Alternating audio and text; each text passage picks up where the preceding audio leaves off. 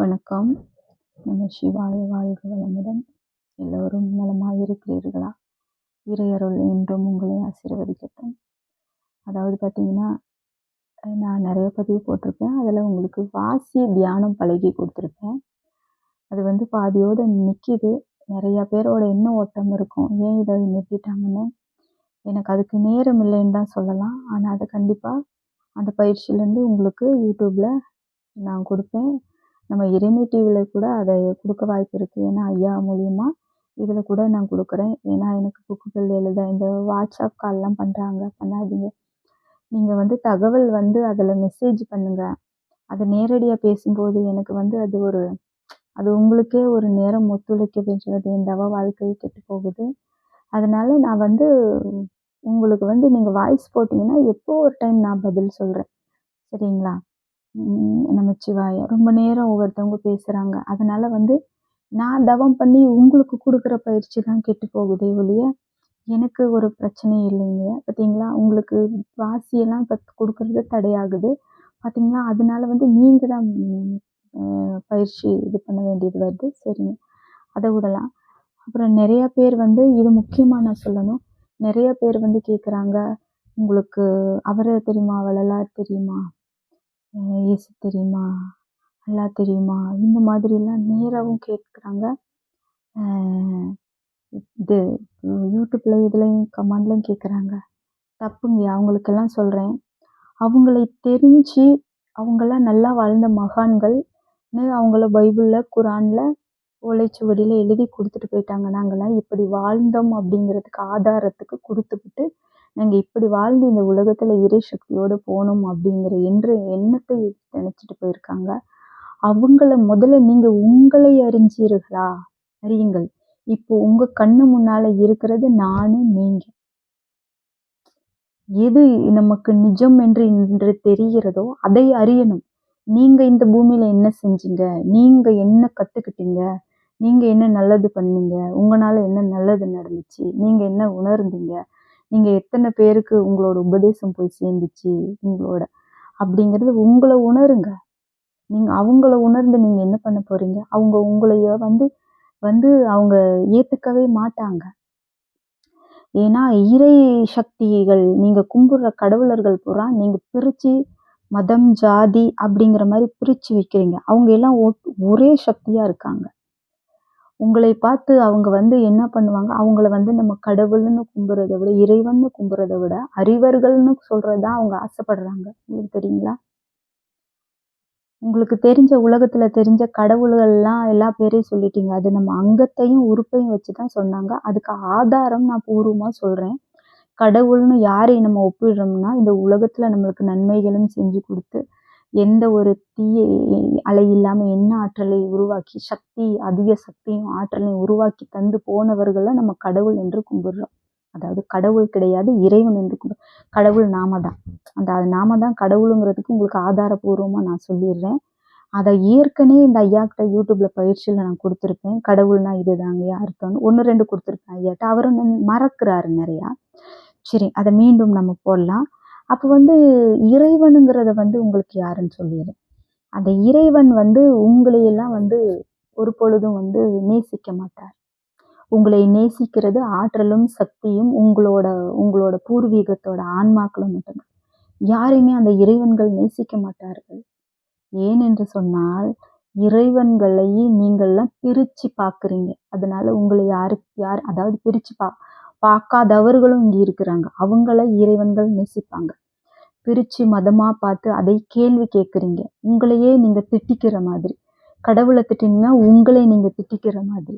இப்போ நம்மளவே நாம் திட்டுனா எப்பொழுது நாம் இறைவனை சக்தி அறிவோம், அதாவது அந்த இறைத்தன்மையை அறிய முடியாது. நீங்கள் உங்களை இன்ன வரைக்கும் காப்பாற்றி வர்றது இந்த பிரபஞ்சமும் நல்ல ஆற்றலும், அதாவது எனர்ஜி பவரும், அந்த காஸ்மிக் எனர்ஜின்னு சொல்கிறாங்க பாருங்கள், அந்த எனர்ஜி பவரும் நீங்கள் வந்து நினைவில் கொண்டு வர ஆற்றலும் தான் உங்களை காப்பாற்றுதே ஒழிய இறைவன் உங்கள் இடையில் வந்து காப்பாற்றவில்லை. உறுதியாக நான் சொல்வேன். அவர்கள் இறைவன்கள் அறிவர்கள். அவர்கள் ஒரு ஸ்டாரில் இருக்கிறாங்க.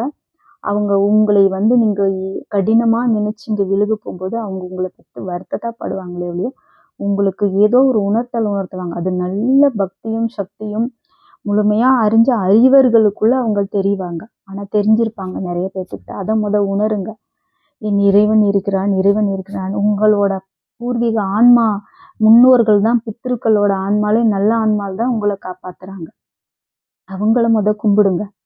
இறைவன்கள் உங்களை ஏத்துக்க மாட்டாங்க. ஏன்னா இறைவன்களை நீங்க பிரிச்சு பார்க்குறீங்க. இங்க எல்லா சக்தியும் ஒன்றுதான். நான் சொல்லுறேன், முதல்ல சிவன் தான் இருக்கிறாரு. முருகர், சிவன், ராமர், கிருஷ்ணர், இயேசு, அல்லா மற்றும் விநாயகர், கருப்பர், நடராஜர், பெருமாள், அம்மன் அம்மன் இதெல்லாம் யாருன்னு உங்களுக்கு ஆதாரபூர்வமா நான் சொல்லுவேன். ஆனால் இப்போ சில கடவுள்கள் எங்க இருக்காங்கங்கிறத ஒரு 3 கடவுள்களை சொல்றேன். அப்போ நீங்க கடவுளர்கள் யாரு அப்படின்னு புரிஞ்சுக்கோங்க. கடவுள் நாம தான். சரிங்களா? இதுக்கு வள்ளலார் தெரியுமா? உங்களுக்கு என்ன வள்ளலாரை பத்தி தெரியும்? நான் சொல்ல ஆரம்பிச்சேன்னா வள்ளலாரை பத்தி உங்களுக்கு என்ன தெரியும்? உங்களுக்கு என்ன தெரியுங்க? வள்ளலார் நீங்க பேசுறது கேட்டு வள்ளலாரே அழுகுவாரு. அவரே நீங்க கேட்கறத பார்த்து சிரிப்பாரு. ஒரு ஜோதி, உடலில் ஒளி, உடல்னா அதுக்கு உறுப்பு இருக்கு. உறுப்புக்கு எந்த கடவுளுன்றது உள்ள இருக்கு. மூலாதாரத்துக்கு பெருமாள்னு சொல்றீங்க. நடராஜருக்கு காலு, நடராஜர் காலுக்கு ஒப்பிடுறாங்க. மூலாதாரம் பெருமாள். கல்லீரல் விநாயகர். நம்மளோட வைராக்கியம் ராமர். வில்லு காட்டுறாங்க தெரியுங்களா? 3 கடவுள் தான் சொல்லுவேன். இன்னும் ஒரு 2 கடவுளை சொல்றேன். இதயத்துக்கு இயேசு, ஜீசஸ். அதுக்கு தான் அன்பை காட்டுறாங்க. இதயத்தை எங்க காமிக்கிறாங்க? நீங்க தொண்டை குழிக்கு அல்லா. அகாயத்தை காட்டுறாங்களா? விசுத்தி. அகாயம் காட்டுறாங்களா? புரிஞ்சுதுங்களா? நம்மளோட அறிவுக்கு முருகர். நம்மளோட ஆற்றலுக்கு சிவன். இந்த மாதிரி கடவுளர்கள்லாம் நம்ம உறுப்பு தாங்க. இன்னும் பொட்டுக்கு அம்மன். தாலியை காக்கிறதுக்கு கும்பிட்டா, அம்மனை கும்பிட்டா நம்ம தாலியை காக்கப்படும். இன்னும் உங்களுக்கு தெரியாத கடவுள் இருக்கிறாங்க. உண்மையான கடவுளை நான் சொல்லுவேன். அந்த கடவுளை யாரும் பார்த்துருக்க மாட்டீங்க. அதிலே வள்ளலார் யாருன்னு கேட்டீங்க பாருங்க. ஒளி, சூரியன். சூரியனும் இல்லாம ஒளியும் இல்லாம வெளில ஒளியை கும்பிடுறோம். அந்த எல்லாத்துக்கும் மேல நெற்றில ஒரு ஒளி வருது பாருங்க. அந்த ஒளி தான் வள்ளலாரை ஒப்பிடுறாங்க. ஜோதி. போதுங்களா உங்களுக்கு கடவுளோட? இது கடுகுதான். இவர்கள் வாழ்ந்த வரலாறையும் சொல்றேன். இவர்கள் எப்படி வாழ்ந்து போனார்கள்னு சொல்றேன். இவர்கள் உங்களிடம் வருவார்களா? இவரை அறிந்தவர்களிடம் வருவார்களா? அறிவர்கள். நீங்க தான் வள்ளலார் தெரியுமா? ஜீசஸ் தெரியுமா? எல்லாமே இப்ப கடவுள் தானே. நீங்க பிரிச்சு கும்பிட்டீங்கன்னா நானும் பிரிச்சு கும்பிடணுமாங்கய்யா? எல்லாத்துக்கும் மொத்தமா நம்ம இறை சக்தின்னு கும்பிடுங்க. மதம் சொல்லலை. எல்லாமே கடவுளர் தான். அதுக்கு படத்துலையும் கொடுத்துருக்காங்க. எல்லா மதமும் ஒன்றுதாங்க. இங்க ஒரு சிலர் தான் இந்த தூண்டுதலை தூண்டுறதுங்க. நீங்க தெளிவடைஞ்சிங்கன்னா எல்லாம் தெளிவாக தான் இருக்கிறாங்க. எல்லா உறுப்புக்கும் கேட்டீங்க. அந்த உறுப்புகள் எல்லாம் எப்படி காயக்கல்பம் பண்றதுன்னு உங்களுக்கு தெரியுங்களா? புரிஞ்சுக்கோங்க. நாம தான் எல்லாம் அறிஞ்சோம், மற்றவங்க எல்லாம் அறியல அப்படிங்கிற நினைக்கக்கூடாது. சக்தியை நீங்க இன்னும் பார்க்கலையா? அதாவது ஒவ்வொரு சக்தியும் இருக்கிறாங்க. ஏன் இதை சொல்ல வரேன்னா, நாம அறியாத கடவுள் ஒண்ணு இங்க இருக்குது. எல்லா உறுப்புகளையும் அறிஞ்சிங்க. வெட்ட வெளியை கூட அறிஞ்சிங்க. சக்தியை கூட அறிஞ்சிங்க. அது என்ன பண்ணுன்னு அறிஞ்சிங்க. காந்தத்தையும் கூட அறிஞ்சிங்க. ஆனா நீங்க அறியாத கடவுள் ஒண்ணு இருக்கு தெரியுங்களா? அதை நான் இப்ப சொல்ல மாட்டேன். அது சித்து நிலையில இருக்கிறவங்களுக்கு நான் சொல்றேன்.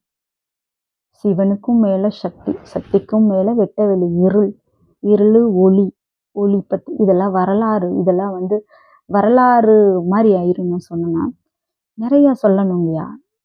இங்க சும்மா எதுவும் தெரியாம இங்க உங்ககிட்ட இவ்வளோ தெளிவா, இவ்வளோ விழிப்புணர்வோட பேச முடியாதுங்க. இது நான் அல்லங்கய்யா, அவங்கய்யா. புரிஞ்சுக்கோங்கய்யா. இன்னும் அவங்க எப்படி எப்படி வாழ்ந்தார்கள்னு சொல்லுவாங்க. அதை நான் எடுக்கல.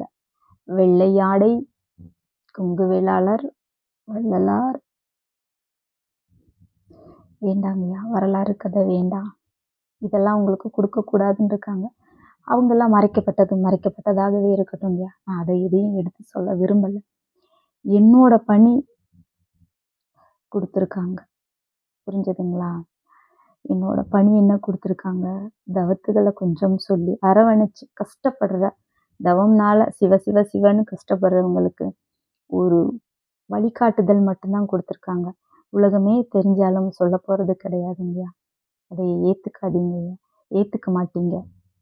அதனால கேள்விகள் நாம கேட்டோம் புத்திசாலி அப்படிங்கிற மாதிரி ஒரு உணர்வை கொண்டாதீங்க. நானே ஒன்றுமே கற்றுக்கலைங்கய்யா. கற்றுக்கிட்டதை எண்ணி பெருமைப்படுவதை விட கற்றுக்கொள்ளாததை எண்ணி வருத்தப்படு. கற்றுக்கொள்ள உலகத்தில் நீ வாழும் வரைக்கும் எதையுமே கற்றுக்கொள்ள முடியாது. நானும் எதையுமே கற்றுக்கொள்ளவில்லை. இன்னும் என்னென்ன கற்றுக்கொள்ள வேண்டியது இருக்குன்னு தெரியாது. நான் இந்த அளவுக்கு கற்றுக்கொள்ள தகுதி இருந்தா நாளைக்கு எனக்கு அடுத்த அளவுக்கு கற்றுக்கொள்ள தகுதி இருந்தால் மட்டும்தான் தருவார்கள். இல்லைன்னா எனக்குமே தரமாட்டார்கள் ஐயா. நமச்சிவாய வாழ்க வளமுடன்.